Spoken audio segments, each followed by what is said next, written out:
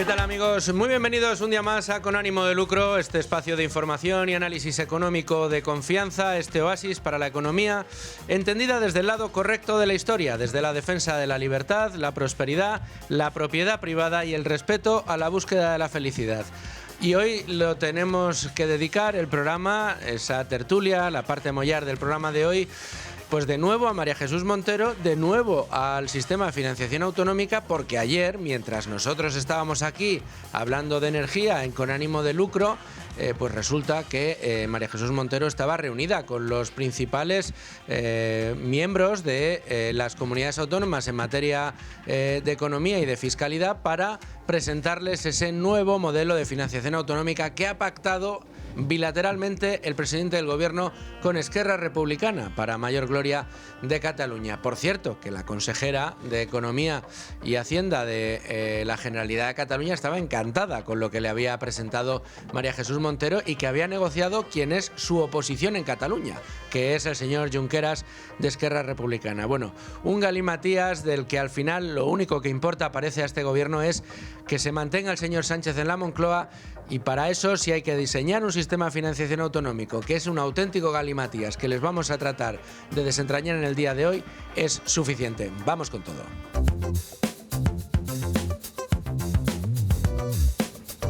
Pues sí, el pasado viernes la ministra de Hacienda presentaba ante los medios de comunicación el nuevo sistema de financiación autonómico, en lo que se convirtió en una rueda de prensa absolutamente kafkiana, donde María Jesús Montero intentaba sin éxito hacer conciliar cuestiones tan raras, tan fuera de la ortodoxia habitual, como que era normal, solidario y muy bueno, no solo para el gobierno, sino para todo el mundo en España, que la financiación autonómica se pactara con criterios no homogéneos para todas las comunidades autónomas, sino casi a medida de cada una de las comunidades autónomas. El problema es que la medida no era la de cada comunidad autónoma, sino la de la comunidad autónoma catalana, la de la Generalidad de Cataluña. Es decir, todas las comunidades autónomas en España, para cambiar el sistema de financiación autonómica, tenían que adaptarse a las necesidades de Cataluña. No que Cataluña tenga que adaptarse a las necesidades de financiación globales de España en cada una de las comunidades autónomas, dependiendo de lo que cada una de las comunidades autónomas pueda aportar vía impuestos, sino que todas las comunidades autónomas tienen que adaptarse a Cataluña. ¿Cuál ha sido el resultado de esto? Bueno, pues ayer se vio, ayer se reunieron el gobierno, con la señora Montero a la cabeza, con el resto de comunidades autónomas españolas. Resultado, únicamente le interesó y le gustó y aplaudió una sola comunidad autónoma el sistema de financiación autonómico. ¿Adivinan ustedes cuál fue? Sí, lo han adivinado. Fue Cataluña. Además, en una situación rarísima, porque resulta que la representante económica, financiera o de Hacienda o fiscal de la Generalidad catalana, que se presentó en la reunión del Consejo de Política Fiscal y Financiera y que estuvo allí presente, pertenece al gobierno del Partido Socialista de Cataluña en la Generalidad, representado, bueno, pues esta representante de la consejera de Hacienda del gobierno de Illa, lo que nos dijo tras terminar el Consejo de Política Fiscal y Financiera es que el resultado de la negociación de su oposición en Cataluña, representada por Esquerra Republicana de Cataluña, valga la redundancia, estaba fantástica. ¿Y qué significa esto? Bueno, pues que mientras la oposición de la Generalidad, la oposición al PSC en Cataluña, representada por Esquerra Republicana, había sido quien se había sentado con el presidente del gobierno socialista en España, Pedro Sánchez, para negociar un sistema de financiación que el gobierno de la Generalidad del PSC va a aplaudir. Esto es así.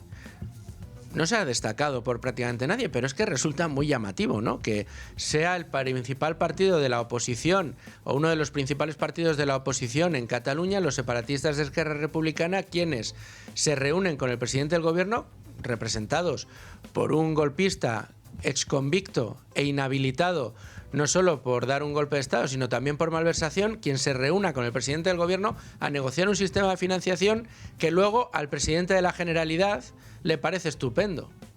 Al señor Salvador Illa le parece fantástico. ¿Por qué? Entre otras cosas porque ¿qué ha hecho Cataluña? Lo de siempre, pedir más dinero.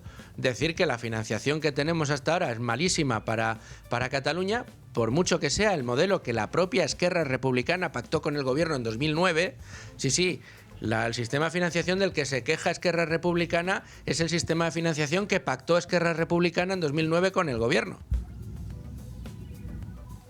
No puede ser, sí. Así es, repásenlo ustedes, busquen la hemeroteca. Quien pactó el sistema de financiación actual, que data de 2009, era Esquerra Republicana de Cataluña, la misma que ha ido ahora a negociar con el gobierno porque esto es insuficiente y que necesitamos mucho más dinero porque España nos roba y porque esto es horroroso. Bueno, pues el gobierno, ¿qué ha dicho? ¿Se ha enfrentado a Esquerra? No. Le ha dicho a Salvadorilla que lo que Esquerra propone está fantástico. ¿Y qué le ha dicho al resto de comunidades autónomas? Que tienen que tragar. Que tienen que tragar con el traje a medida que le ha hecho el gobierno a Cataluña en el sistema de financiación autonómica y que para que le siente bien, para que le entren bien las mangas de ese traje a medida, para que le estreche la cintura, pues el resto de comunidades autónomas tienen que tragar. Tienen que tragar con aportar más hilo algunas, con recortarse más otras y con ceder todas en absolutamente todo para que Cataluña tenga su modelo. ¿Y por qué decimos esto? Bueno, pues porque aunque siempre habrá alguno que diga no, porque con este sistema de financiación quien sale muy reforzado y a quien le va fenomenal es a la Comunidad de Madrid, porque resulta que si miramos en conjunto toda la financiación que recibe, Madrid es la tercera. Cataluña la primera, pero la Madrid es la tercera que más recibe en términos absolutos. Y dirá uno, bueno, pues, pero si lo ajustamos por habitantes, si lo ajustamos por necesidades, ¿sigue siendo lo mismo? No. Y aquí es donde está la absoluta clave. Si miramos en términos del resultado de lo que se ha pactado y el por qué todas las comunidades autónomas estuvieron en contra de lo que se había pactado y de lo que se presentó ayer por parte de la ministra de Hacienda, es porque resulta que la diferencia en índice de financiación es que Cantabria pierde un 10% de financiación, La Rioja pierde otro 10% de financiación, Extremadura pierde otro 10% de financiación, Castilla y León un 9,7%, casi un 10% de financiación, Galicia pierde un 7% de financiación, Asturias pierde un 6% de financiación, Aragón pierde un 4,1% de financiación, Canarias pierde un 3,3%, la Castilla-La Mancha socialista del señor Paje, como Paje es quien es y como Paje se opone a este tipo de cacicadas que nos tiene acostumbrados el señor Pedro Sánchez, pues también va a perder en esta ocasión un 0,6%. ¿Quiénes son las comunidades autónomas que ganan en este índice de financiación autonómica según los criterios de esa reforma que ha propuesto en el Consejo de Política Fiscal y Financiera la señora Montero? Andalucía, comunidad a la que va en este caso a presentarse como candidata para la presidencia, Andalucía, Baleares, Madrid con un ligero 1,9% y las grandes ganadoras, ¿quiénes son? Pues Cataluña y la Comunidad Valenciana. Cataluña con un 4,2% extra de índice de financiación y la Comunidad Valenciana con un 4,8% extra de financiación. Pero dentro de todas, ¿quién es la que más va a crecer en financiación por habitante? Va a crecer hasta los 507 euros Cataluña. Es decir, ¿quién es la que tiene la mayor financiación por habitante de España? Cataluña con 507 euros por habitante. Ganancia absoluta. Es decir, 507 euros más por habitante de lo que ya recibía. Es decir, que para que Cataluña encabece este ranking, resulta que hay que quitarle financiación a comunidades autónomas como Extremadura, como La Rioja, como Castilla y León, como Galicia o como Asturias. Por eso, ayer, todos los consejeros de Economía de todas las comunidades autónomas, salvo la catalana, le dieron el portazo a María Jesús Montero. Y no se lo dieron solo porque en el reparto de la tarta de esos 21.000 millones de euros más de los que tenía que llevarse, 4.800 millones sí o sí Cataluña, porque así lo habían negociado en la Moncloa el señor Sánchez y el señor Junqueras, de esa tarta, de ese reparto de la tarta, ya no solo se quejaban de lo que les tocaba a cada uno, sino de que para cada comunidad autónoma había un criterio diferente. Vamos a aplicar el criterio de ordinalidad, es decir, que recibas, que el puesto que ocupes como receptor neto sea el mismo que ocupas como aportante neto. Bueno, pues resulta que eso solo va a regir para Cataluña, evidentemente, porque si tuviera que regir para todas, la que más debía recibir era la Comunidad de Madrid. Y por supuesto, quienes quedarían infrafinanciadas de una manera muy notable serían aquellas que más necesitan de la financiación autonómica, que al fin de cuentas no deja de ser un sistema de solidaridad diseñado para que aquellas comunidades autónomas donde hace falta más dinero para poder cubrir los servicios públicos de sus ciudadanos reciban ese dinero. Aunque no lo hayan aportado, aunque sean receptores netos. Hay comunidades autónomas como Extremadura que lo que recaudan impuestos no tiene nada que ver con lo que recibe en financiación autonómica, porque si tuviera que financiar los servicios públicos solo con lo que recibe de impuestos dentro de Extremadura, no podría llegar a financiar todos esos servicios públicos. Por eso, Extremadura necesita más dinero respecto a lo que paga, a lo que aporta en impuestos, que lo que recibe Madrid respecto a lo que aporta en impuestos. Entre otras cosas, ¿por qué? Pues porque Madrid es una comunidad dinámica que genera muchísimos recursos y donde la actividad que hay, el trabajo que hay, el nivel de captación de inversiones que tiene, pues le permite, bajando muchos impuestos, que es lo que permite atraer más inversión, pues que lo que aporte a la caja común sea prácticamente la mitad de todo lo que se aporta en esa caja común. Pero evidentemente no va a ser Madrid la que reciba la mitad del dinero que hay, porque entonces no habría para Extremadura, entonces no habría para La Rioja, entonces no habría para Castilla y León, entonces no habría para Aragón. No. Bueno, pues de todo esto tenemos que hablar, porque de todo esto se está hablando ahora mismo en política y porque es un asunto lo suficientemente polémico, lo suficientemente importante y lo suficientemente difícil de entender en muchas ocasiones para que hoy le dedicamos este programa. Pero no solo de financiación autonómica vivimos, también hay otros muchos asuntos hoy, no solo en la portada Libre Mercado, sino asuntos económicos de los que tenemos que hablar y que les vamos a resumir a continuación. Y ya tenemos con nosotros a Rubén Folguera. ¿Qué tal? Muy buenas tardes. Buenas tardes, ¿qué tal? Para hablar de la portada de Libre Mercado, en primer lugar. ¿Cuáles son los principales asuntos que trae nuestro periódico hoy en Internet? Pues cómo no, la redactora jefe de Libre Mercado, Beatriz García, abre hoy nuestro periódico económico con la noticia que ocupa, o que digamos que nos convoca hoy aquí en este programa, que es la de la reforma del sistema de financiación autonómica que propone el gobierno, y en concreto lo que explica Beatriz es que, bueno, evidentemente, y se hace eco de un informe que acaba de publicar FEDEA, evidentemente, cómo no, dado el interés político que el gobierno tiene en ello, la más beneficiada es Cataluña. ¿Por qué? Porque sobre todo si la comparamos con las regiones que son comparables con ella, como es Madrid, ¿no? Pues el resultado de esta reforma sería que pues dejarían de aportar unos 1.500 millones de euros al sistema y por lo mismo aportarían finalmente 10 veces menos que la Comunidad de Madrid a este sistema. Bueno, esa es la información que luego también profundizaremos porque vamos a contar en la tertulia con Beatriz García, pero tenemos más asuntos y me llama mucho la atención, entre otras cosas porque ayer me dediqué a buscar datos al respecto de la obsesión de Pere Navarro con el tema del tráfico y los coches. O sea, este hombre nació para fastidiarnos a los conductores y eso que es el director general de tráfico. Bueno, hay varias cosas que comentar, ¿no? Primero, después de la polémica baliza, eso es. ¿Cuál es el nuevo capítulo? Pues que lo que quiere Pere Navarro es impedir que la gente pueda entrar directamente al centro de las ciudades con su coche particular, claro. ¿Cómo? Pues lo que quiere es incentivar el uso de transporte compartido, ya sea privado, o sea, en taxi, Uber, Cabify, ese tipo de aplicaciones, o en transporte público. Y además ha sido muy tajante, lo hizo ayer y hoy nos hacemos eco en Libre Mercado de ello, en concreto Miguel Puga.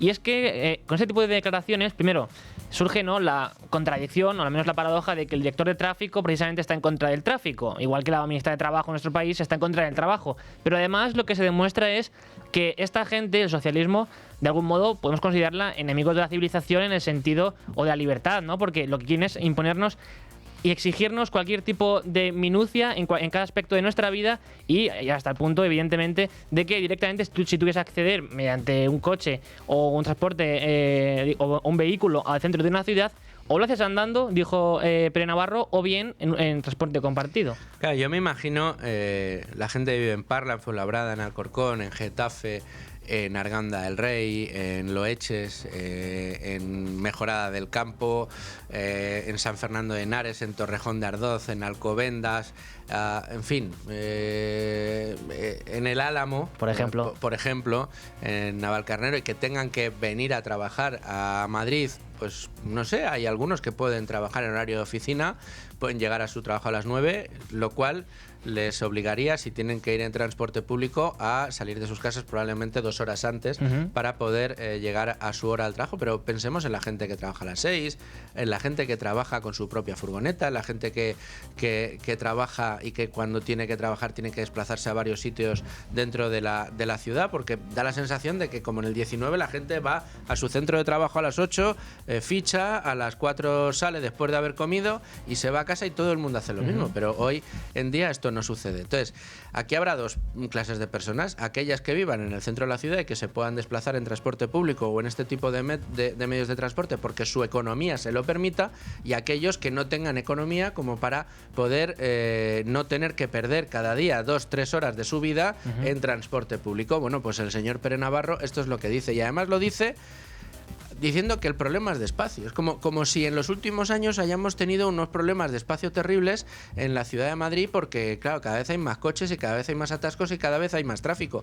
Pues ni más coches, ni más atasco, ni más tráfico. Y ayer precisamente en Libre Mercado se lo recordamos dándole las cifras oficiales que vienen en los anuarios del Ayuntamiento de Madrid y de determinadas casas de análisis, donde se ve perfectamente que en los últimos 20 años, aunque la población de la Comunidad de Madrid ha crecido en más de 1 millón de personas y la de la Ciudad de Madrid en más de 200.000 personas, ni hay más coches, ni hay más atascos, ni hay más tráfico. Ha habido un ligero cambio en lo que respecta a dónde se producen los atascos, pero la gente sigue perdiendo las mismas horas o menos de las que se perdían hace 20 años en atascos en la Ciudad de Madrid. Es decir, no hay por dónde coger este empeño del señor Pere Navarro en demonizar a los coches. Pues que además, no, es que tiene que ser una ciudad para los peatones. Eso es. Pero vamos a ver si ¿Y quién va en el coche? Pues una persona, ¿no? Una persona que cuando se baja del coche se convierte en un peatón. Así es. Y es que es así. Y al final esto lo que hace es también afectar a la vida en nuestro día a día, como decías. También tendrán que aclarar qué ocurrirá, pues eso, con los repartidores o gente que trabaja y tiene que acceder al centro de la ciudad con su coche. Vamos con más asuntos, que esto del tráfico al final me envenena. Ayuso impulsa 500 medidas de desregulación y anuncia que revisará sus leyes cada 4 años. Es el último anuncio que nos trae Diego Sánchez de la Cruz en relación a la Comunidad de Madrid y su gestión burocrática, que, como sabemos, está encaminada en buena medida a la desregulación, a la desburocratización y sobre todo a hacer más fácil la vida económica y empresarial a las personas que trabajan y desarrollan su actividad en España, en Madrid en concreto. Y claro, esto digamos que hay que resaltarlo y destacarlo porque ha llegado a ser ejemplo incluso de ejecutivos como el de Argentina. Recordemos que ya en la anterior legislatura Javier Fernández Laschetti fue responsable de poner en marcha una oficina a la cual cualquier persona podía llamar aquí en la Comunidad de Madrid si tenía conciencia de que existía una doble imposición mediante una ley y que era ineficiente. Pues esto lo cogió Milei. Por tanto, vemos cómo Madrid lidera de algún modo esta lucha contra la burocracia y, por tanto, la asfixia de las empresas. Bueno, pues esa información que viene de la Comunidad de Madrid, y rematamos con una que firma Rubén Folguera. Sí, porque como se deriva de los datos de TaxDown, que sabemos que es una asesoría fiscal, en España ya acaba de terminarse el plazo, el día 1 de enero, en el cual la Hacienda podía devolver a los contribuyentes o bien exigirles una rectificación de la declaración de la renta correspondiente al 24. Sin embargo, los datos oficiales que publica la propia agencia tributaria demuestran que todavía se retiene la devolución de la declaración a unos 400.000 contribuyentes españoles que están a la espera de qué ocurrirá con su declaración. Claro, porque esto además lo que hace es pues incrementar la incertidumbre de qué ha pasado con este trámite. ¿Tendré que pagar más o no? Porque hay que recordar que cuando Hacienda no te devuelve la declaración en el plazo establecido, que son de 6 meses y acaba el 1 de enero, lo tienen que hacer luego con intereses de demora. Por tanto, aquí vemos que Hacienda tiene que ponerse las pilas para acabar con este trabajo. En fin, información de primer nivel que podemos encontrar hoy en Libre Mercado, pero no es lo único que ha sucedido hoy, y vamos ya con el resto de noticias económicas del día. Y vamos a ir a repasar todas las noticias económicas del día, pero antes déjenme que les dé dos consejos. Uno, que no se pierdan el programa del lunes, porque vamos a tener con nosotros a Chencho Cervera, que es la directora de la oficina de Circa en Madrid, para que nos cuente cómo funciona ese interesantísimo mercado de segunda mano en el mundo del lujo. Sobre todo porque a sus clientes les ofrecen unas experiencias de lujo fantásticas cuando tienen que buscarle hueco en su estuche a un reloj o le quieren dar una segunda vida a una joya heredada de gran tamaño. Todo esto el lunes en el programa de Con ánimo de lucro. Y luego, por otro lado, para todos aquellos que en alguna ocasión se han quedado tirados por motivo de la batería en su coche o tienen miedo a que esto les pase, tengan en cuenta que tenemos bateriasadomicilio.es. Instalan tu batería estés donde estés, en casa o en la oficina, los 7 días de la semana, llamando al 685-750250, repito, 685-750250, te dan presupuesto por tu batería. Además, pueden enviarte un coche taller estés donde estés, y además en ese mismo instante te realizan el diagnóstico de la batería y del alternador y en caso necesario cambian tu batería. Además, te la cambian por la que tu coche necesita o tu moto necesita, porque también cambian las baterías de las motos, no solo por tu coche, también por tu moto, y además la que necesitan, porque tienen todas las referencias del mercado y no te instalan una parecida o una equivalente, no, te instalan la misma que tu coche o tu moto necesita. Además, tienen este mismo servicio para coches, motos, pero también para camiones, carritos de golf, barcos e incluso baterías solares. Puedes pagar con efectivo o con tarjeta. Recuerda, bateriasadomicilio.es.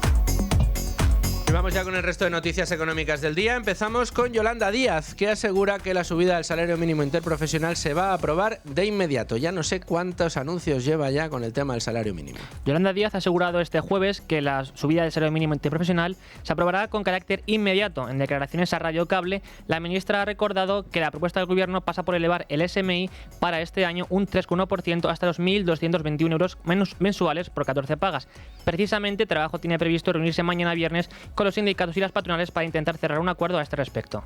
El salario mínimo se va a aprobar con carácter inmediato, entre otras porque es un real decreto que, como sabéis, firmo yo, y como creo en el diálogo social, llevo meses trabajando con los agentes sociales. Yo creo que hay una oportunidad para alcanzar un acuerdo. Esto es una historia de éxito, es un combate neoliberal.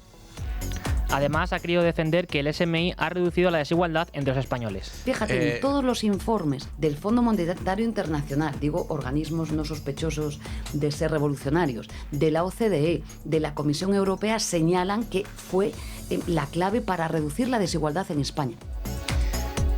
Yo iba a decir, sí, es la clave para reducir la desigualdad en España, para igualarnos a todos por debajo, porque lo que está consiguiendo la señora Yolanda Díaz, primero es unas barreras de entrada enormes para conseguir trabajo para la gente con trabajos de menor valor añadido, esos trabajos que tendrían que iniciarse por debajo del salario mínimo y que ahora es muy complicado encontrar, y por otro lado que el salario mínimo interprofesional cada día se parece más.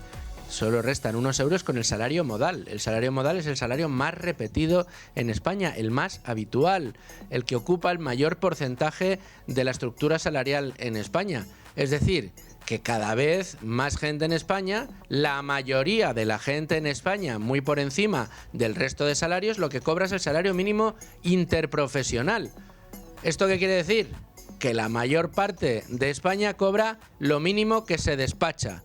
Esto quiere decir que la mayor parte de España está prácticamente en índices de pobreza, en lo que menos cobramos de toda Europa.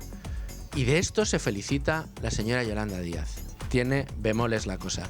Pero vamos con más informaciones. Nos vamos a Estados Unidos porque el Supremo de este país no emite su veredicto sobre los aranceles de Trump. Finalmente, el Tribunal Supremo de Estados Unidos no ha emitido este miércoles su opinión sobre la legalidad de los aranceles anunciados el pasado mes de abril por el presidente estadounidense, Donald Trump. Lo cierto es que estos aranceles globales anunciados por Trump en abril del 25 fueron impugnados por una docena de estados de Estados Unidos y por empresas estadounidenses. Así, a finales del pasado mes de mayo, el Tribunal de Comercio Internacional dictaminó que Trump se había excedido en su autoridad al invocar la Ley de Poderes Económicos de Emergencia Internacional para desarrollar su política arancelaria. Y el BCE señala el daño de las barreras internas al comercio en la Unión Europea. Tras el llamado Día de la Liberación, en el que Donald Trump amenazó al resto de países con nuevos aranceles, la Unión Europea se encontraba frente a la posibilidad de hacer frente a un impuesto del 50%. Sin embargo, el BCE acaba de publicar un informe en el que calcula cómo el coste de las barreras internas al comercio entre miembros de la Unión Europea, como la burocracia, es todavía mayor que esta amenaza. Según el BCE, el coste medio equivale a un arancel del 67%. Y terminamos con Inditex, Iberdrola y Repsol, reconocidas como las mejores empresas españolas en atraer y fidelizar talento. Esto lo confirma el ranking Merco Talento España 2025 y este top 10 está completado además por Coca-Cola, BBVA, Mercadona, CaixaBank, Mapfre, IKEA y Mau. Completan el top 10 del ranking. Compañías, fíjate, Mercadona con Juan Roch, que tanto molesta a nuestro gobierno y a la progresía patria. Inditex, por supuesto, con Amancio Ortega, que también molesta y mucho. Y compañías como Repsol, que también son grandes satanes para este gobierno y para los progres españoles. Bueno, pues buena noticia, desde luego, con la que terminamos este repaso al resto de noticias económicas del día. Y ahora sí que nos vamos directos a la tertulia.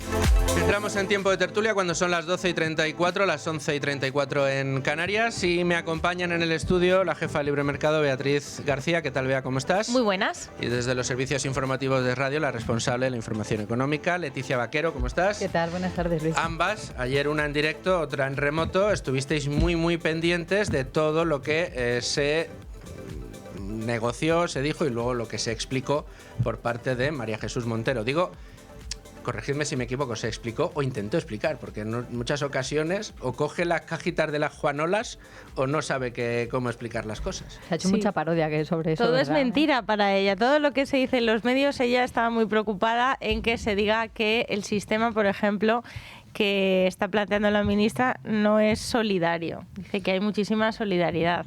Solidaridad entendida desde el prisma de la izquierda, desde el prisma de un votante socialista que le gusta redistribuir la renta, que mira por los pobres, por los que menos tienen, por esas comunidades autónomas más desfavorecidas frente a las ricas. No tiene ningún sentido, es una incoherencia total. O sea, lo que María Jesús Montero está permitiendo con estas cesiones a Cataluña es que la segunda comunidad más rica de nuestro país le diga, por ejemplo, al votante socialista de Asturias o al de Castilla-La Mancha que no quiere compartir su riqueza para financiar sus hospitales, sus escuelas y todos esos servicios públicos que con el sistema actual intentan igualar en todo el territorio español. Este es uno de los asuntos que más le molestaba a María Jesús Montero, porque decía que con su nueva idea, con sacar a una comunidad rica de la caja común, esto no es insolidaridad, que es muchísimo más solidario. También ayer salía Fedea. Mira, si cogemos a Cataluña, que es la más insolidaria, la quitamos de la ecuación. Y ya está. Entonces, hay mucho menos dinero para vosotros, Pero amigos, para que ella tenga más, ¿no? Es que el resumen, para que cualquier votante socialista, si está pensando que aquí tiene razón María Jesús Montero, el resumen de todo esto es que Cataluña no quiere compartir su riqueza con el resto de comunidades autónomas. No quiere pagar. ¿Y qué quiere hacer el gobierno? Bueno, pues que lo pague todo la Comunidad de Madrid. Ayer salía Fedea con un informe que era muy interesante y ellos pues muy rápido empezaron a hacer números. Hay números que no pudieron hacer porque no están.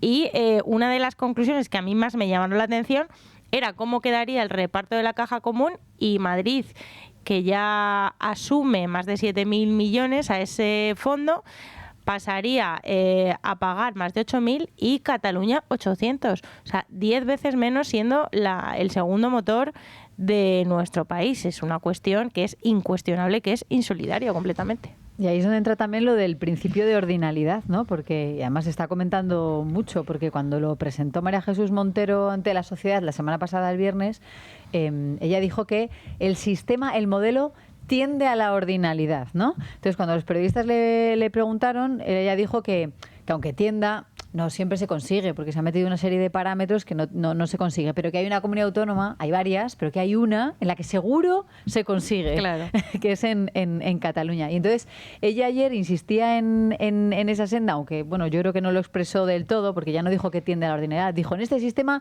no hay ordinalidad. O sea, hay un poco la contradicción o el cortocircuito de los que seguimos un poco esta información. O sea, que en realidad yo creo que ayer es cuando dijo la verdad, ¿no? Vea, o sea, dijo: no hay ordinalidad normalidad por lo general, pero aquí es donde entra, que es lo que dice también Fedea, esos parámetros, o sea, esa nivelación primero horizontal entre comunidades autónomas, luego la vertical donde entra el Estado, por lo que explicó María Jesús Montero, para ver las que están infrafinanciadas o pueden salir perdiendo, y como se trata de un sistema en el que nadie pierda, pues ahí ingresaría más, y después entra un tercer escalón, una tercera fase, que es la que tiene que ver con, bueno, que el gobierno pueda premiar a otras autonomías que así lo necesiten, y ahí es donde se pierde Fedea, dice, pero es que aquí ya es totalmente arbitrario. O sea, aquí ya son los criterios que pueda decidir el ministerio a quién se lo da, no, quién sale perjudicado. Para justificar cada una de las asignaciones toma un criterio diferente para cada una de las comunidades autónomas. El de la ordinalidad para Cataluña, el de la solidaridad para Valencia, para Andalucía, o sea, cada una tiene su propio traje a medida para que todos los trajes encajen en el traje de Cataluña. En el traje catalán, que tiene una concesión bastante importante, que ya se han pactado casi 5.000 millones antes de hacer los cálculos. O sea, tú has pactado la cuantía y luego has hecho los cálculos para llegar a esa cifra, que eso también... bueno, pues María Jesús puesto Montero, la cifra y luego ha dicho, vamos a ver cómo llegamos hasta ahí.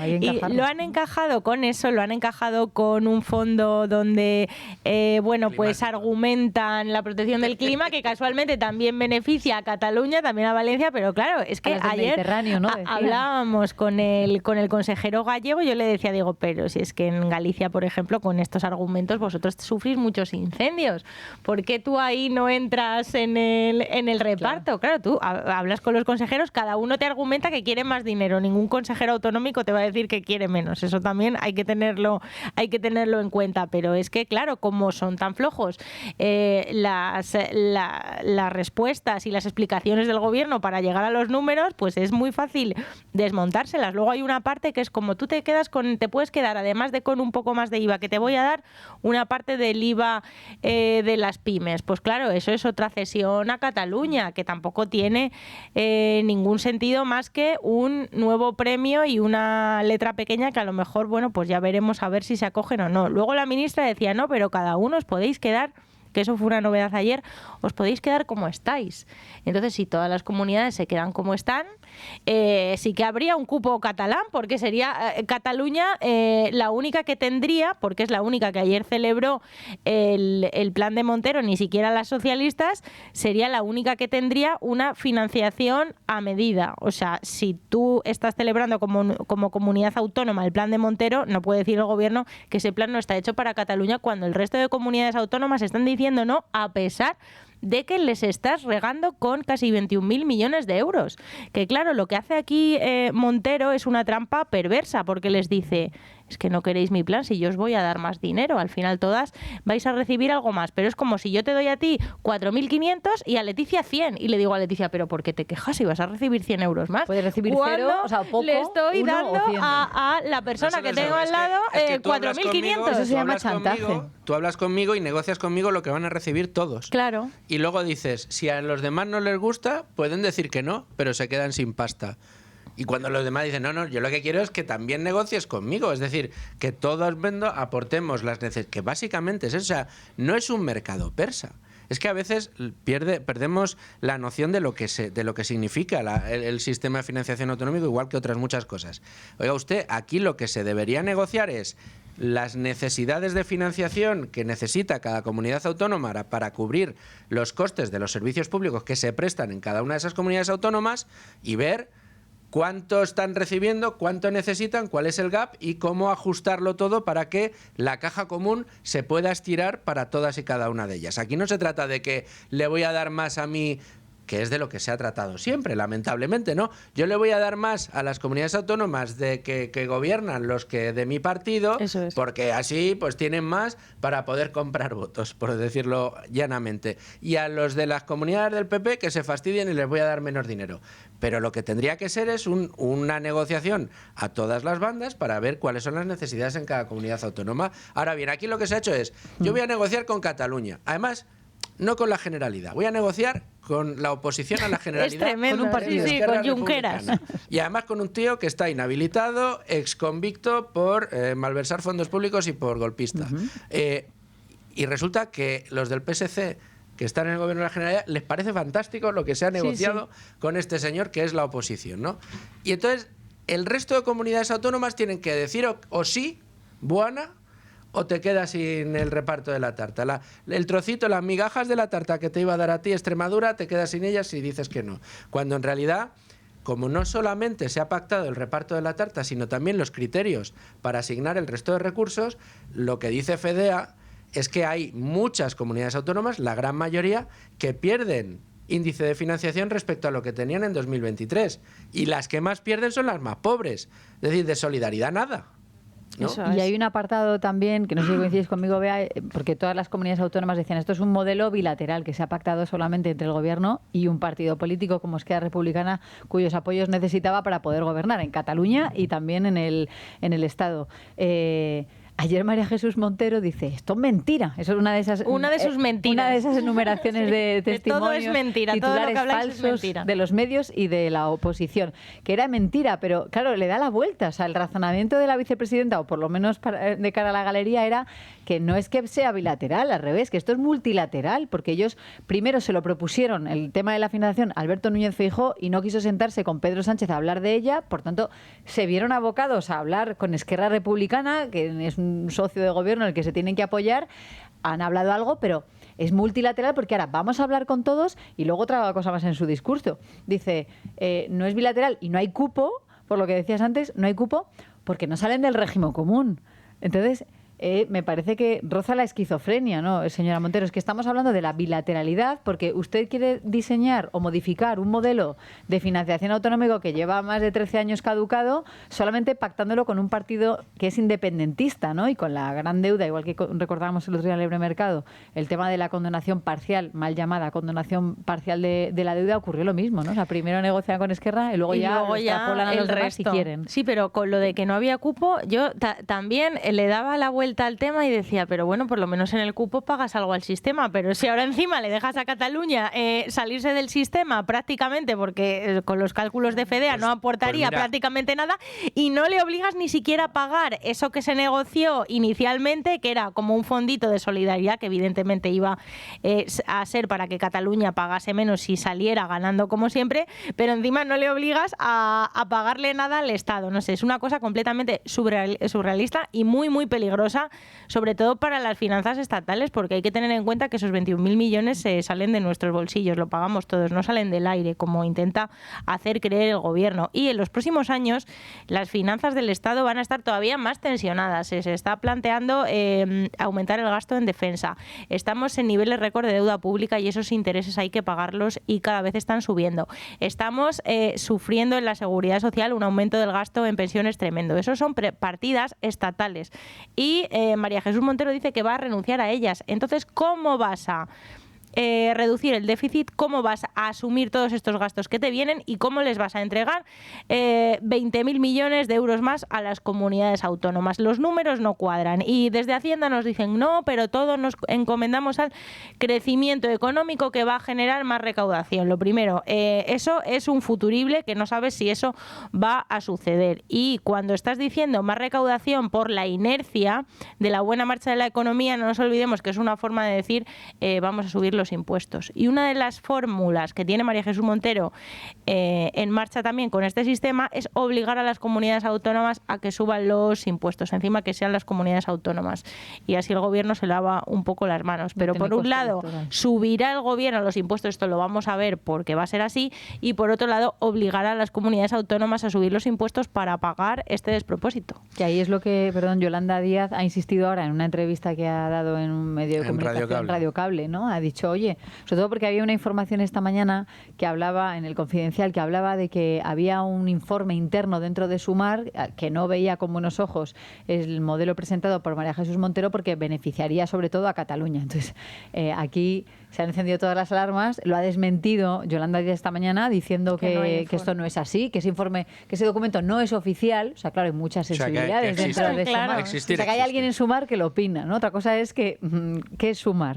¿Quién dirige Sumar? O todos opinan de la misma manera, y dice que eso no es así, que Cataluña ha insistido en el mensaje de que no hay cupo catalán y que sí que habría algunas mejoras que introducir, que es lo de la ley antidumping, que también dejó caer el otro día María Jesús Montero, para perjudicar buscar básicamente a Madrid o Andalucía y fijarse en las herencias. Dejadme que demos un repaso a esto que decíamos antes, ¿no? Claro, el sistema de financiación, tenemos comunidades autónomas que aportan mucho más de lo que reciben o más de lo que reciben, pues porque son más ricas, ¿no? Y al final en la caja común tú recibes mucho dinero de los impuestos de tus ciudadanos, lo pones en la caja común y luego te reparten. Y hay algunas que son aportadoras netas y otras que son receptoras netas, es decir, las que aportan menos de lo que terminan recibiendo para poder financiar esos servicios públicos. De 17 comunidades autónomas hay que decir que solo 3 son aportantes netos. Es decir, que hay 3 comunidades que son algo más ricas, algunas mucho más ricas que otras. Estas son Cataluña, son Baleares y Madrid.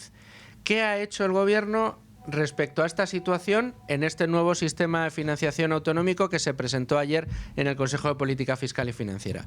Bueno, pues si Cataluña hasta ahora estaba aportando 2.260 millones de euros más de lo que recibía, ahora le van a dejar que se quede en 810. De 2.266 que se quede en 810. Es decir, no solo te voy a dar a la que más, sino que te voy a permitir que reduzcas tu factura a la caja común en 1.456 millones. Ya, bueno, pero habrá hecho lo mismo con Madrid, ¿no?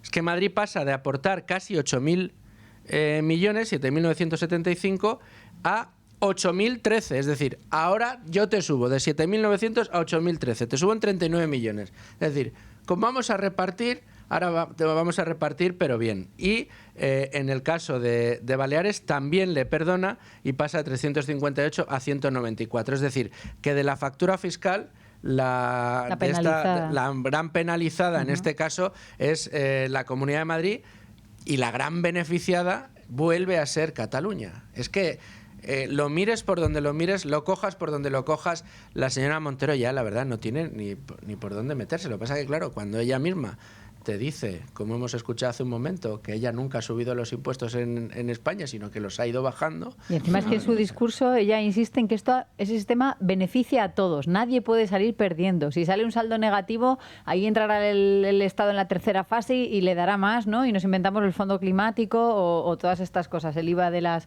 pymes. Pero nadie sale perjudicado, o sea, todos van a ganar más, y ahí es donde está el chantaje del que estábamos hablando antes. Es que ahora, ¿en qué posición dejas a...? Bueno, no podemos hablar de comunidades autónomas, que no son las que votan en el Congreso, sino que lo hacen a través de sus partidos políticos, pero en el Partido Popular, que dicen, se oponen, obviamente, se oponen en bloque, comunidades, sí. ¿no? Andalucía, que pueda salir beneficiada, otras comunidades que también se tienen que oponer en bloque, y en ese sentido hoy Gabriel Rufián, de Esquerra Republicana, decía que el sistema, claro, es fantástico, está muy bien diseñado, es justo, es solidario, ¿no? Como dijo ayer la consejera también. Bueno, lo ha pactado su partido. Alicia Romero en el gobierno de Cataluña.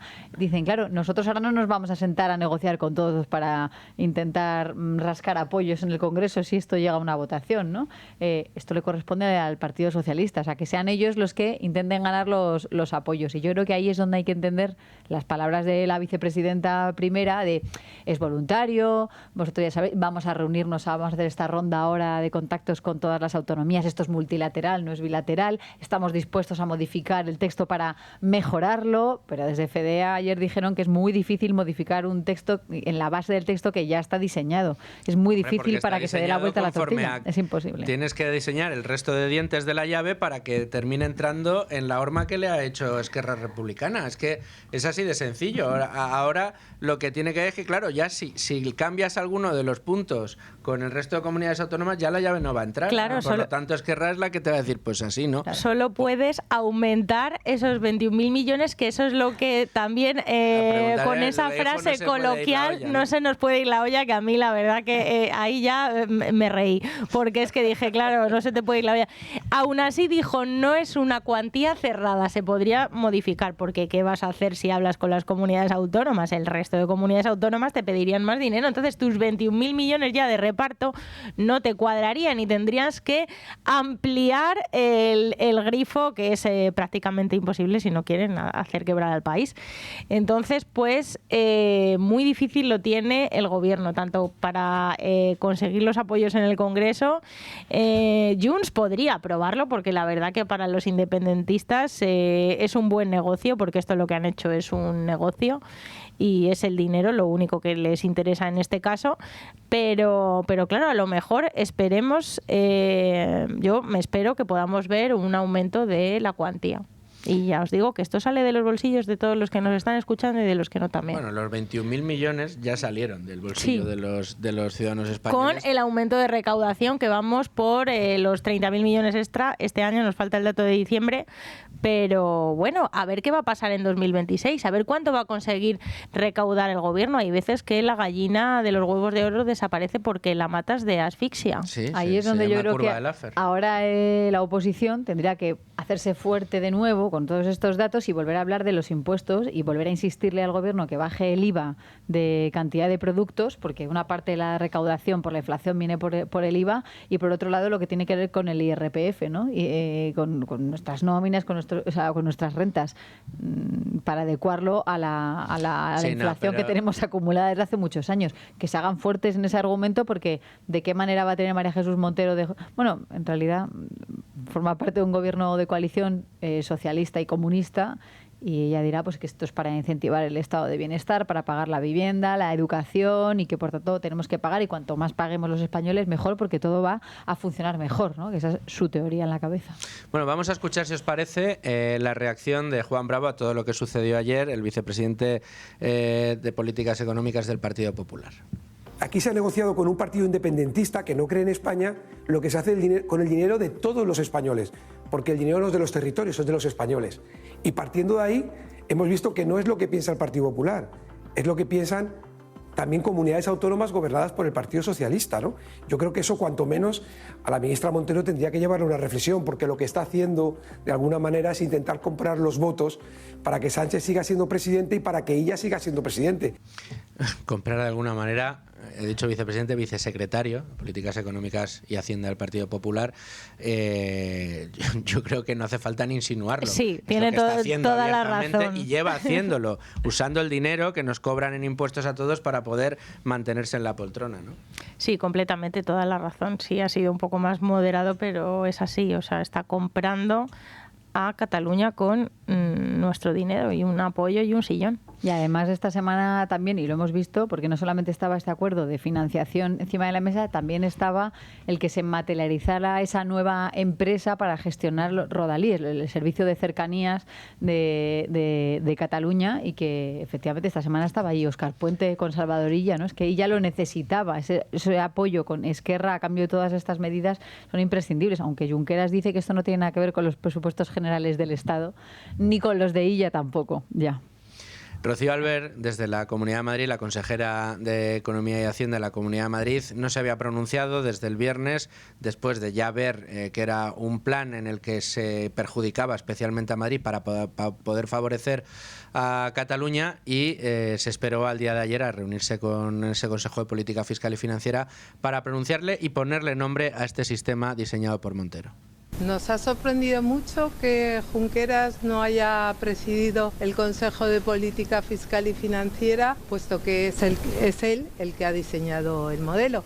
No sé a quién intenta engañar, porque lo que es bueno para los independentistas pues no puede ser bueno para el conjunto de los españoles. Lo que hoy se nos ha presentado es una corrupción de Estado, en estado absoluto. Una corrupción de Estado era lo que decía Albert. Y yo creo que es evidente, ¿no? que todo forma parte de ese diseño. Lo que pasa es que me llama la atención cuando es tan evidente y cuando a este gobierno da la sensación de que le importa muy poco lo que pensemos sobre lo que hace, porque como siempre lo justifica diciendo que todo se hace para evitar que llegue la derecha y la ultraderecha y que por eso se justifica absolutamente todo lo que se pueda hacer por parte del Ejecutivo, pues que se intenten enmascararlo, ¿no? En solidario, en fórmulas. Publicábamos, Beatriz, en Libertad Digital, en Libre Mercado, que hace unos años, cuando era consejera andaluza, la señora Montero abominaba del término ordinalidad, que ha sido la primera en apadrinarlo ahora cuando le interesaba al gobierno, ¿no? Eso es tremendo. Una financiación autonómica, nos quedan apenas 2 minutos y medio de tertulia, porque nos tenemos que ir a los servicios informativos de radio, pero no quería dejar de comentarlo. Un sistema de financiación autonómica a la medida de Cataluña que llega después de cosas como que le condonemos entre todos la deuda a los catalanes. Es decir, llueve sobre mojado, ¿no? Sí, y además en ese sentido, que es una mutualización de la deuda, o sea, se reparte la deuda, se premia a las comunidades irresponsables, que son las que más habían endeudado, y se castiga a las que menos. Por ejemplo, Madrid, de nuevo, sufre otro castigo del gobierno con esta fórmula. Y hay que decir que María Jesús Montero también estaba en contra de condonar deudas. No quería hablar de eso cuando estaba en Andalucía. Otra nueva contradicción y otro nuevo cambio de opinión de la ministra. Pero es voluntario. Claro, es voluntario. Si no quieres, no te la perdonas. Pero no te la perdonas, pero sí que tienes que pagar la catalana. O sea, es una cosa completamente demencial. Al final todos salimos perdiendo, menos los catalanes. Bueno, pues yo creo que el que no haya querido entender cómo funciona esta de la financiación autonómica no será porque no haya escuchado este programa. Eso es. Porque aquí siempre intentamos explicar las cosas tal y como son y hacer un poco más masticable términos tan complicados a veces y galimatías tan intrincados como este de la financiación autonómica, que en este caso se resume, como lo habéis hecho tanto en la radio como en el periódico, y aquí lo intentamos plasmar, bueno, pues ese traje a medida a Cataluña en el que todos los demás han tenido que poner de su parte para que le siente fenomenal el traje a los catalanes. Beatriz García, muchísimas gracias a vosotros por estar con nosotros. Leticia, también muchas gracias a ti, que sé que te tienes que ir corriendo a los servicios informativos de radio, que es a donde les invito a todos ustedes que sigan el boletín informativo de la UNA para regresar aquí con ánimo de lucro con un invitado muy especial al que yo tenía ganas de recibir de nuevo aquí en el estudio, porque vamos a analizar con él no solo la actualidad de los mercados en este mismo instante, vamos a ver cómo está el IBEX 35 ahora a la una, sino cómo están todas las tendencias de aquí a 2026, a todo el año 2026. Gustavo Martínez con nosotros para hablar de oro, de bancos centrales y de mucho más. El momento para abrir con ánimo de lucro página de mercado. Página de mercados que pasa por nuestro selectivo, el IBEX 35, que hoy está plano, pero en terreno negativo, 17.673 puntos para un indicador que ha arrancado muy fuerte este año y que se mantiene en cotas muy altas, acompañado, impulsado a esta hora por AENA, un 1,58% arriba, ACS un 1,12% y Endesa un 0,72% de avance en este mismo instante. Entre las compañías que más bajan destacan Repsol, un 5,19%, Grifols con un 3,17% abajo y Puig Brands con un 1,36%. Destaca la caída de Repsol a esta hora, que ahora veremos si está o no relacionada con la moderación del precio del petróleo. Tenemos un escenario muy interesante en mercados en un arranque de año con matices prácticamente en todos los activos que queramos analizar, y por eso me he traído a uno de nuestros asesores de información bursátil de confianza, que es profesor de la UFM, además de asesor financiero y amigo de este programa y amigo personal, Gustavo Martínez. ¿Cómo estás? Pues nada, encantado, Luis, de estar contigo. Un inmenso placer estar con este equipo que es como mi familia. Es un placer tenerte aquí. Estaba yo diciendo, Repsol puede probablemente que deba esa caída a la moderación de los precios del petróleo, y es una de las materias primas que yo creo que va a ser protagonista, por lo menos en estos primeros compases de 2026. Tenemos crisis geopolíticas importantes en Venezuela, que es un país muy importante para el petróleo en todo el mundo, porque es el país que tiene las mayores reservas de crudo del mundo, aparte que es uno de los países que está llamado a disparar su producción de crudo respecto a los índices que mantiene ahora mismo. Pasó de 3 millones de barriles de petróleo en el 99 diarios a menos de 1 millón ahora mismo, con una industria petrolera absolutamente destrozada y únicamente dedicada a sacar petróleo para los socios políticos del régimen de Maduro, para Rusia, para China, a quienes ahora mismo se les ha cortado ese grifo. El reto es disparar la producción de crudo y además hacerlo, decía Trump, de manera rápida en Venezuela. Esto lo que hará será incrementar la oferta de crudo en el mundo y esto, yo no sé, corrígeme si me equivoco, hablaría de que la tendencia ha de ser a la moderación, pero con permiso de Irán. Porque Irán tiene ahora mismo unos problemas muy importantes, hay una revolución, hay que decirlo así, y la cosa está en ver hasta qué punto la mano de hierro del régimen de los ayatolás es capaz de apaciguar cortar o aplastar, mejor dicho, esa revolución, y si Estados Unidos decide apoyar a los rebeldes, que no deja de ser el pueblo, pidiendo libertad a gritos, a golpe de velo quemado o a golpe de insurrección desde el punto de vista de aquel que quiere que le dejen de aplastar, que es lo que hacía el régimen de los ayatolás, y bueno, pues también opera los intereses geoestratégicos dentro de Irán respecto al precio del petróleo. ¿Crees que va a ser uno de los grandes protagonistas de este primeros compases de 2026? Sí, sin lugar a dudas. Yo creo que el diagnóstico que has hecho es cuasi perfecto. Tampoco nos adornemos tanto. y efectivamente el petróleo es, digamos, el centro o la commodity sobre la que gira todo lo demás, ¿no? Y obviamente en una tensión tan geopolíticamente universal como la que estamos viviendo ahora, con unas dinámicas de mercado muy concretas, pues es claro, es obvio que Estados Unidos iba a mover una pieza fundamental, que es la pieza de Sudamérica, porque lo que está haciendo Estados Unidos con este movimiento en Venezuela es quitárselo a China. O quitar, mejor dicho, la presencia de China en el sur de América, que es lo que está haciendo Estados Unidos, de alguna manera exponiendo sus piezas en Sudamérica y también, pues sobre todo, intentar controlar el petróleo, el barril de petróleo, pero es muy importante que la gente entienda que esto no es apretar un botón, es decir, no creamos que el hecho de que Estados Unidos ya pueda, ahora empieza un proceso largo, incrementar la oferta de petróleo y de producción no es tan fácil, necesitas que las empresas productoras de petróleo quieran invertir allí, eso requiere una inversión, porque la inversión en petróleo tiene un capex bestial, muchas empresas no están dispuestas y ya está dando esos problemas. En fin, no es tan fácil como parece. Lo que sí que te puedo garantizar es que yo creo que estamos al inicio de un superciclo de materias primas donde los metales son la máquina de vapor y el resto van los segundos, pero es obvio que el petróleo es fundamental, ¿no? Y luego tenemos, por otro lado, que lo has comentado, la revolución que se está produciendo en Teherán, que no sabemos cómo va a terminar, que Estados Unidos dijo, parece que era inminente la entrada, ahora se ha relajado un poco diciendo que, bueno, que ya han dejado de matar gente allí, bueno, en fin, no sabemos cómo va a terminar. Lo que sí que creo es que el precio del barril está demasiado bajo para cuántas tensiones geopolíticas tenemos a nivel internacional y que más tarde o más temprano es una bomba de relojería que puede dispararse para arriba.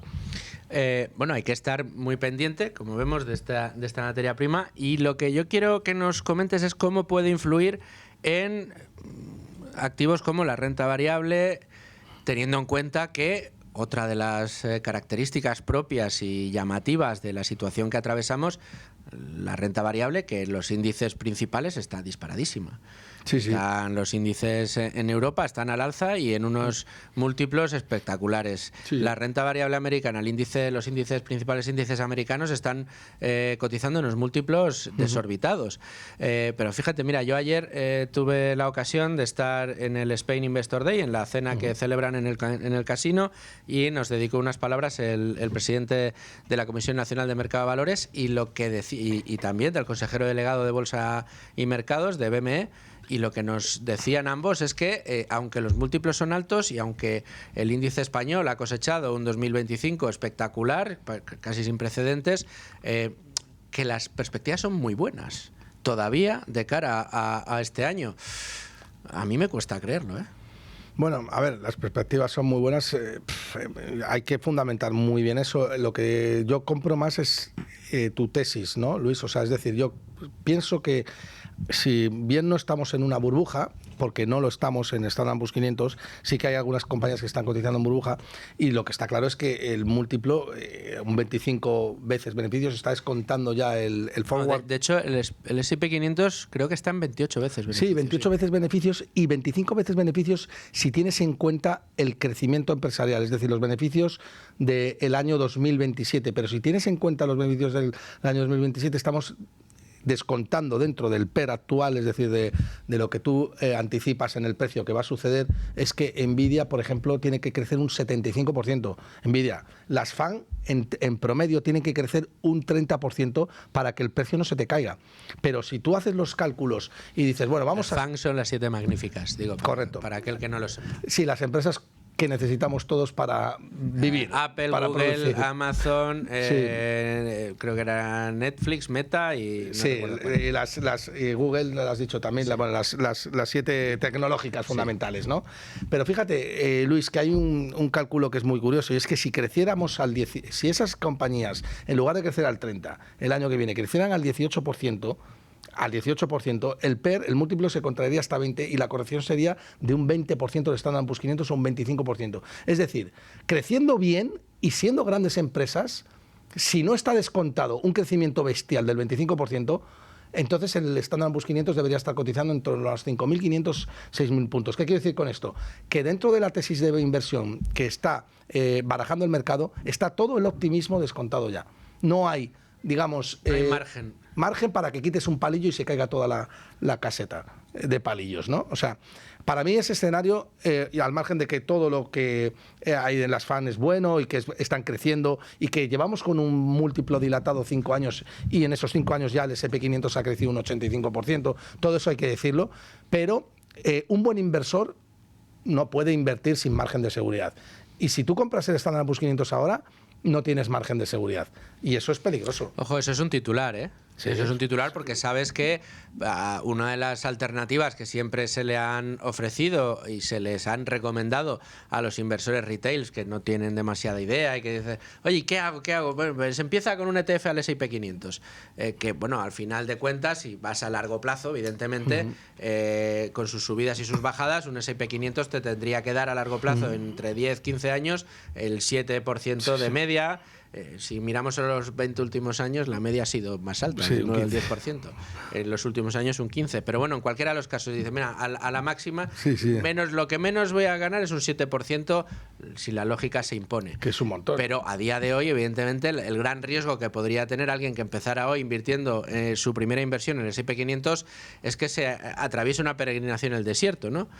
Aunque también puede decir, ¿y cuándo llegará esa reversión a la media? Pues a lo mejor no llega hasta el 27. Aunque parece difícil que mantenga los múltiplos en todo el 2026. No parece... O sea, sustos va a haber. No, yo estoy completamente de acuerdo con lo que dice Luis. Eres un hombre sensato como tú, pues no puede pensar de otra manera. Pero seguimos adornándonos, Gustavo. No hay que seguir así. Pero lo que has dicho es muy importante, porque no hay ningún periodo de la historia de la humanidad, en el Standard & Poor's 500, no hay ningún periodo en el cual haya cotizado por encima de 22 veces beneficios y haya tenido beneficios extraordinarios los años siguientes. Es decir, en promedio, siempre que el Standard & Poor's 500 ha cotizado por encima de 22 veces beneficios, los 5 años siguientes lo ha hecho mal o muy mal.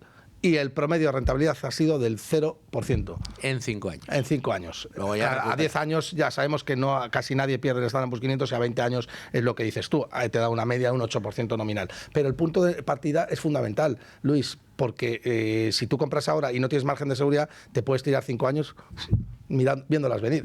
Y aquí es donde Gustavo se hace fuerte, ¿no? Se hace fuerte y dice, entonces, ¿qué tesis tenemos que buscar si queremos encontrar un buen activo que nos vaya a llevar por el camino de la brillantez y el éxito durante los próximos años? Bueno, yo creo que ya que veo por dónde vas, ¿no? Me quieres sacar el tema de los metales. Te brillan me brillan los ojos, porque es un campo en el que me siento cómodo, porque he leído mucho y he estudiado mucho sobre ello. Pero fíjate que yo creo que los metales lo van a hacer muy bien los próximos años, al margen de que cómo lo han hecho ya. Es decir, con todo lo que han subido ya, mi opinión es que van a seguir haciéndolo muy bien. Pero lo que pasa es que la intensidad de la subida en metales como el oro, yo creo que ya es complicada. Ahora bien, si se produce un evento, sí, que yo creo que esta tesis tú y yo la compartimos, si se produce un evento hiperinflacionario en Occidente, fundamentalmente en el dólar, sí, aquí es donde sí que volveríamos a ver una espiral alcista casi sin techo, ¿no? Sobre todo si tienes un presidente de los Estados Unidos que quiere rebajar los tipos de interés aunque haya inflación. Entonces ya ahí todo el mundo huye despavorido a activos que sean difícilmente manipulables. Esto es lo que decía Howell, ¿no? Y no es una cosa que pueda ser. Es que está pasando. Vamos a cambiar al presidente de la Reserva Federal en muy poco tiempo y todo apunta a que el nuevo va a ser nombrado por Donald Trump para que haga lo que quiere Donald Trump. No, pero es que está pasando. Y eso lo está descontando el mercado ya. Exactamente, pero es que cualquier presidente que se siente en la Casa Blanca tiene los incentivos que tiene Donald Trump a rebajar los tipos de interés porque nadie se quiere comer un marrón. Pero esto lo decía Howell. ¿Qué hace el mercado en esta situación?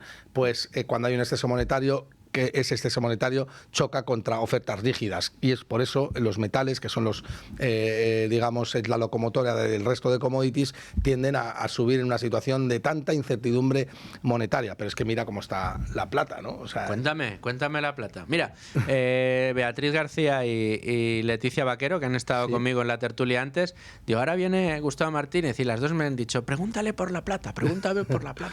Bueno, hacen bien en preguntar porque es que es el metal de moda. A lo mejor tienen una cubertería en casa y quieren saber cuánto les puede salir. Pues mira, yo nunca he comprado plata física porque invertir en plata física supone un 21% de IVA. Entonces correcto. Tienes una ventaja competitiva del oro con respecto a la plata y aparte que la tesis de la plata es mucho más complicada, pero aunque ahora sí que estamos viendo que aparte de que la plata iba muy rezagada al oro y eso ya se ha corregido bastante, antes intercambiaba en abril una onza de oro, necesitabas 100 onzas de plata para adquirirla, ahora ya 50, hemos tenido una corrección del ratio gold-silver bastante, o del ratio oro-plata bastante pronunciada, lo cual ha llevado a multiplicar la plata por 3 en un solo año. La cuestión es que lo último que hemos vivido es fascinante, ¿no? Porque lo que estamos viviendo yo, que lo he profundizado y que he leído mucho, algunos traders americanos con los que concuerdo, es que Estados Unidos está tratando de estrangular a China, que necesita mucha plata, mucha demanda de plata como base industrial para poder crecer en los próximos años, y JP Morgan y algunos grandes bancos que son actores muy importantes sobre la plata y que siempre han tenido poder de mercado sobre ella, han retirado oferta física de la plata para que los chinos capitulen y compren los precios cuanto más elevados mejor. Y esto ha sido lo que creemos que ha impulsado el precio de la plata, sobre todo el último mes, que ha subido un 30%. Porque claro, todo lo que sabemos de la plata y de los metales es que el oro ha actuado como gran catalizador de ellos, ¿no? Correcto. Y era normal que ellos subieran si el oro sube, ¿no? Siempre ha pasado a lo largo de la historia, ha habido una correlación y la plata iba muy rezagada, pero lo que sí que estamos viendo en los últimos momentos responde más a otro tipo de circunstancias que no tienen que ver tanto con la demanda industrial y con el refugio, más que una guerra comercial que hay encubierta donde se están moviendo piezas para estrangular a tu adversario, Luis. Has hablado en muchas ocasiones, Gustavo, de que sobre el oro ha operado el superciclo del oro que arrancó ya hace unos años. Y en alguna de tus intervenciones, no sé si aquí o en otro sitio, decías que ahora era cuando empezaba a funcionar el superciclo de la plata. ¿Crees que es así o tenemos que corregir este pronóstico? No, yo creo que la plata se ha comportado de manera noble. Es decir, no creo que haya un componente burbujístico, como muchos han dicho, y muchos han dicho del oro, y además economistas con nombre y apellidos. A mí siempre me ha causado mucho rechazo esa tesis de que hay una burbuja en los metales, porque no hay una burbuja. Están claramente reaccionando ante un componente fundamental que todos tenemos localizado y que hasta un niño de 3 años te diría, joder, es que ¿cómo no te vas a cubrir con oro y plata con lo que está cayendo en todos los sentidos, ¿no? Lo que sí que veo es que había una divergencia histórica del oro con la plata en abril, como he dicho, y que el mercado ha tendido a corregirla. Ahora estamos a una media de 50 y que por tanto es una cotización más acorde con la correlación histórica. Así que yo pienso que mientras que el oro suba, pues la plata seguirá subiendo y que si se cumple que el oro vuelve a doblar desde estos niveles y se va a $9.000 la onza, con un ratio de oro-plata de 40, que es muy razonable, la plata podría estar cotizando en $400 la onza, que es hacer un por 4 de los niveles, desde los niveles actuales. Y dices tú antes, Luis, que el oro ha subido mucho, que es verdad que ver otras veces crecimiento como el que hemos visto es complicado, vale, y yo eso lo compro. En un año y medio hemos visto subidas de un 100%, pero no necesitamos subir otro 100% en un año y medio. Basta con que lo hagamos en 5 años. Porque si lo hacemos de aquí a 5 años, resulta que el oro se nos pone en casi $10.000 la onza y la plata se nos puede ir a por $400 la onza, ¿no? Ese era un pronóstico que yo te he visto hacer. Sí, 5 años, $10.000. Sí. Y además lo hago con mucha tranquilidad también. Quiero decir que... Pero con tranquilidad, porque no nos acordaremos de ti dentro de 5 años, o porque crees que lo vas a... No, porque estoy segurísimo de que se va a cumplir. Estoy seguro que se va a cumplir, Luis. Tanto en la tesis del oro como en la de la plata, como todo lo que estamos comentando, subyace el famoso problema de la inflación, el famoso problema del experimento monetario que se llevó a cabo bajando los tipos por debajo del 0%, que disparó la oferta monetaria, la masa monetaria en circulación, y el problema que tenemos encima de la mesa es que continuamos con esto. Y continuamos con esta tendencia impulsada por los bancos centrales, ya no hay quantitative easing, pero sí que seguimos teniendo tipos de interés relativamente bajos, sin haber corregido el exceso de masa monetaria, sin haber absorbido dólares, sin haber absorbido euros, que por otro lado, por ejemplo, es lo que está haciendo Milei en Argentina con los pesos, y que es lo que ha conseguido controlar de una manera muy importante la inflación en este país. Hecho el paréntesis, yo me encuentro hoy, Gustavo, con muchos análisis que descartan la posibilidad de un repunte de la inflación o de que tengamos un problema monetario. Y ese análisis siempre se comparte de la misma manera. No, ya tuvimos el problema, ya subimos a inflaciones de doble dígito, y con la subida de tipos súbita de tipos de interés, pues hemos conseguido controlarlo, y ahora la inflación, la frase más extendida es, está controlada en el entorno del 2%. ¿Crees que sigue existiendo ese riesgo? ¿Crees que estamos viendo un espejismo y que probablemente esa inflación vaya a crecer de una manera o de otra en los próximos años? ¿Cómo analizas este problema? Yo creo que es un error decir que la inflación está controlada. De hecho, yo también lo escucho y vuelvo a insistir a economistas que tienen nombre y apellidos y que lo cuentan de una manera muy desahogada, ¿no? Decir que la inflación está controlada es tanto como decir que el político es fiscalmente responsable. Y eso es una barbaridad. O sea, es decir, es no entender de dónde viene el fenómeno de la inflación. La inflación no es solamente no está controlada, sino que está completamente descontrolada.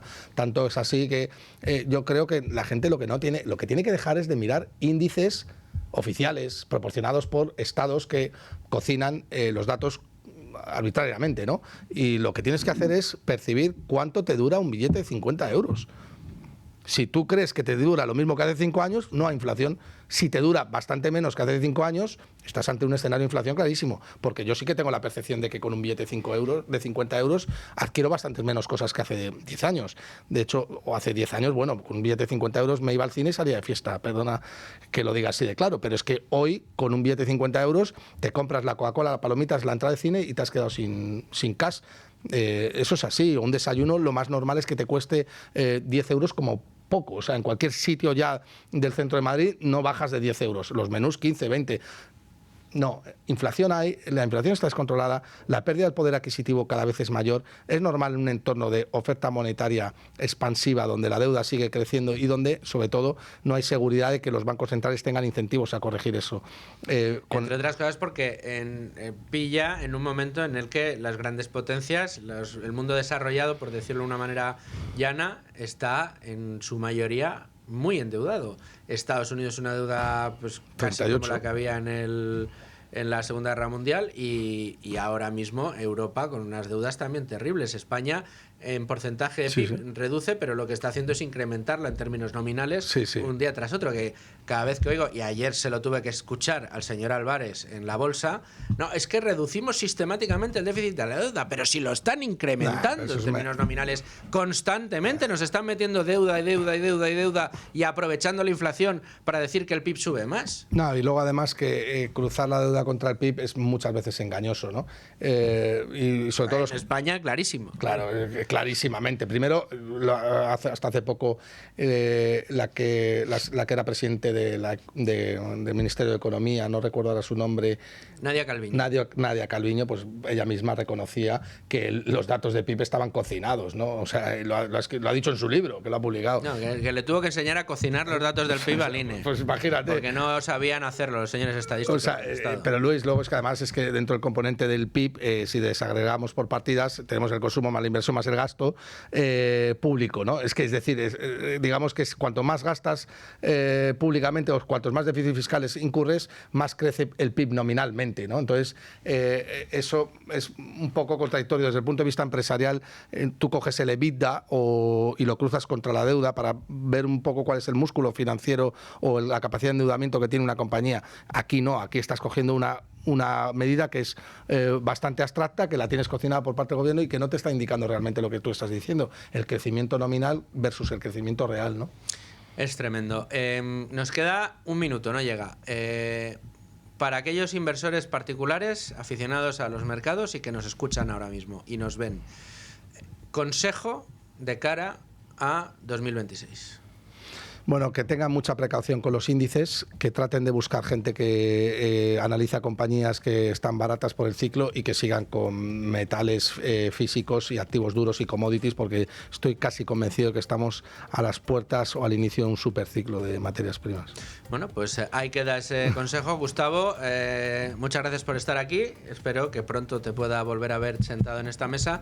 Te agradezco mucho que hayas estado con nosotros y te veo muy prontito. Nada, muchísimas gracias a vosotros, Luis. Un placer. Y a todos ustedes, señores oyentes, muchas gracias, como siempre, por estar ahí un día más, acompañándonos en Con Ánimo de Lucro. Ya ven que les tratamos de traer siempre la mejor información, los mejores analistas y las cuestiones, bueno, pues que a todos nos interesan porque nos tocan el bolsillo. Les espero mañana a partir de las 12 aquí, en la sintonía de Radio Libre Mercado, a través de YouTube o de cualquiera de las plataformas por las que nos encuentren.